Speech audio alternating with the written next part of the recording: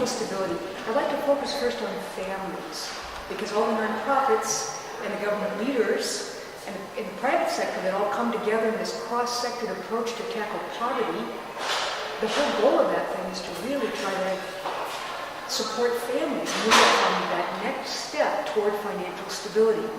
And most have worked on the income side, which is really, really important. Good job, good paying job, the degree in which there isn't a good job, little housing, little energy, little food, little health care, little child care. Of course, we want people to have that good job if they're available. But I think the new thing that's going on now is to add a savings component, that it's income plus savings that leads to the first step of financial stability.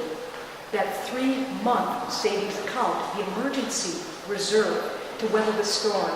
And we've got quite a storm going on still for families and for nonprofits. And then, of course, to think about match savings. Matching, like a 401k, a match savings where it makes sense. Match savings isn't for everybody. And then, of course, financial education, credit, debt, savings, all of it, being safe, banking, all those things. And then building upon that free tax prep by people who have been trained by the IRS to deposit some of the savings, just a few dollars, to help build that nest egg. And then getting the credit cleaned up so you can get a job, so you can rent. You do all the things that people need to do to become stable. All these savings mechanisms or tools add to income. Add to income. When you put them all together, we begin financial stability for the first few months, the first year, and building off of that toward financial security. So this United Front event is really important. Our nonprofits are great leaders in our community. We have a lot of government people, a lot of public money that has to be really spent wisely.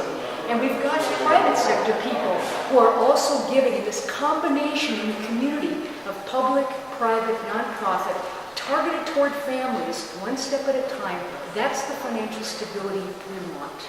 We've really integrated financial education for families and individuals we work with across a wide range of programs: housing, employment training, education, human services generally, into the relationship that we develop with people. And so that's been a big change for us over the last 3 or 4 years. It's not an afterthought. It's not a brochure to hand out. It's really in-depth programming based on the relationship that we develop with people who are seeking help from us in other ways as well. So that's been a big difference in the way we approach working with people to try to help them achieve a greater degree of self-sufficiency, which is really our mission focus. In terms of why that's been true, it's certainly the case that it's more and more challenging for folks in this economy to find a good paying job. Even generally in our community, we've seen just in the last decade, median income has plunged by 16%. And so folks are really trying to get by with incomes that are not as robust as they have been in the past. And certainly that's true for many people we work with who face multiple barriers to employment success.